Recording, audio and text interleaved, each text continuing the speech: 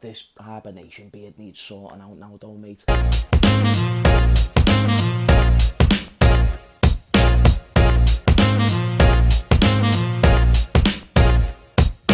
Right, hello there everyone, welcome back to James Redmond TV and welcome to another Redmond Roundup. The vibes are still good, mate. I know we've been losing games of football, but if you think I'm going to come on camera and be a sad sack, then you're sadly mistaken. I'm sad deep down inside, but you can tell I've got the hibernation beard and everything. By the way, look how disgusting that little bald patch there is. It's actually an abomination on my chin. I'm thinking about going back to shaved Redmond, like shaved, clean, babyface Redmond, because one, this is terrible, and two, we used to win football matches when I had, like, a cleaner face, and now that I've started growing a little bit of a beard and I've grew some bollocks, we're losing football matches, so that is not what you want in any way, shape or form. But anyway, we are in the Redmond Roundup. I feel like we should get into the first topic because we're talking about a few things today. And yeah, mate, get your bums in your seats, get your popcorns on, yeah, and let's get right into today's Redmond Roundup. So the first thing is the main and obvious thing with the Premier League being cancelled. Now, it's a big shame that a lot of fans are not going to be getting refunded for the game. I think it's absolutely disgusting.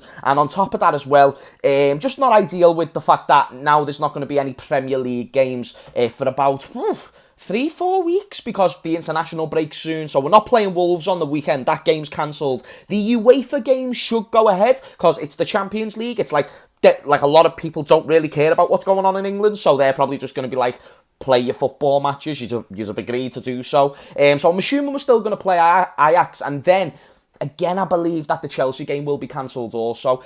By the way, I hope everyone's okay during these quite unpredictable times. But the thing that I'm going to say is just it's unideal for fans who are going to go to the first ever football match, fans who have planned, travel and all this type of stuff. A lot of the football fans who do go to games don't make extortionate money, and you're paying extortionate money to be going to these football matches. So if anyone has got caught up in these unforeseen circumstances, then I really do wish you the best, and I hope that you can get compensated in some form of way. So that's the big news that kind of is going to overtake this video.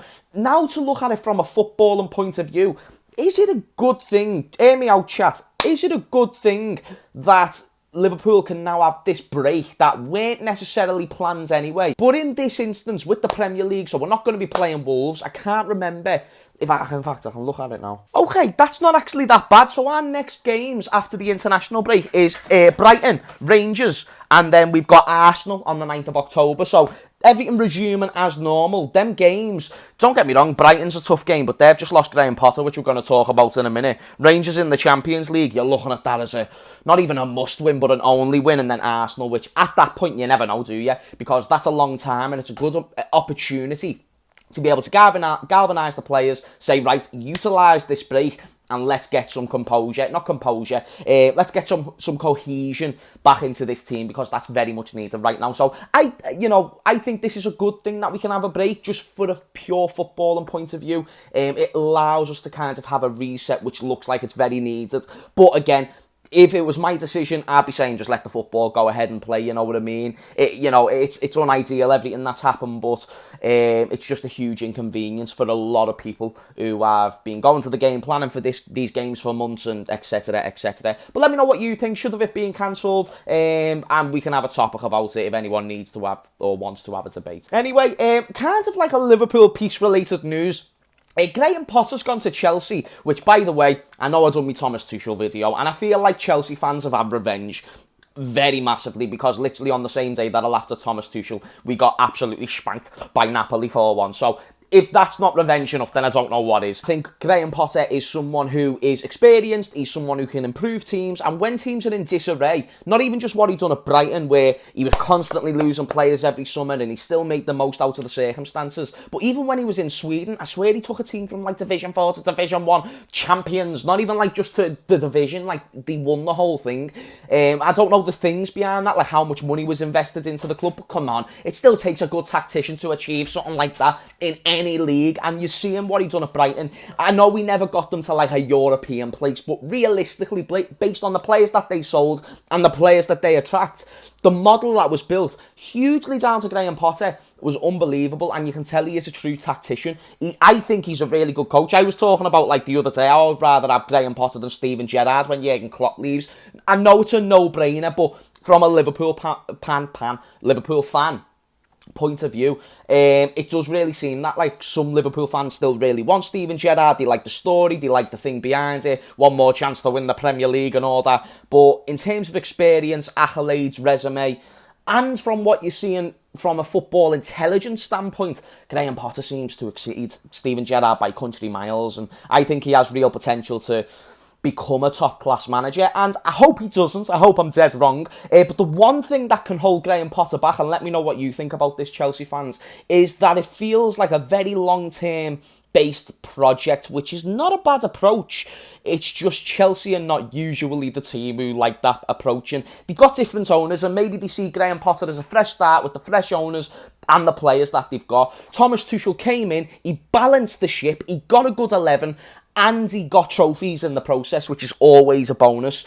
Can Graham Potter now build on top of this, and in the next 2 or 3 seasons get Chelsea competing for those league titles? Because let's be honest, if he's not competing by that point, he will be long gone out of this Chelsea job. If he hasn't competed for the Champions League properly or the Premier League, I don't care what you think his potential is, he's not going to be given the time. And even with slightly more lenient owners, which it doesn't look like Chelsea do have, by the way, because they literally just sacked their only manager that they spent about 270 million on, and sacked him 6 days after the transfer window. But if it is the long-term approach, if it is right, let's give Graham Potter time, let's give him the resources, let's give him a little bit of control, because he seems to know what he's doing when it comes to this whole football shit. Let's see what he can do with time, but that's only if it's given. So Chelsea fans, I'd love to know what you think in the comments down below. And again, well done on your last laughs the other day, but the point still stands. Jurgen Klopp is clear of Thomas Tuchel. And in other news, which is really interesting, by the way, Adam Lallana, this is proper cuckoo world. Adam Lallana is becoming the Brighton manager. Now, in what world of the name of sweet Nancy Francis did we ever foresee in the 22-23 season big Adam Lallana, the man who was in our midfield a couple of seasons ago, do you know, remember the replacement for Mo Salah in the Champions League final? He's going to be managing Brighton. Now, he's still like a player manager from what I believe, and he's also like a co-manager because Brighton are getting some other fella on board and they're going to be leading the games into the future. Again, I don't know if this is going to stand with the break that's being taken in the Premier League, but hey, all I'm saying, wouldn't it be quite mad if Adam Lallana ended up being decent and winning the Champions League at Liverpool? I'm just saying.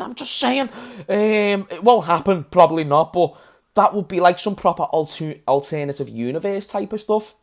And I think he'll be a good manager. He's worked under good coaches, Graham Potter, Jurgen Klopp.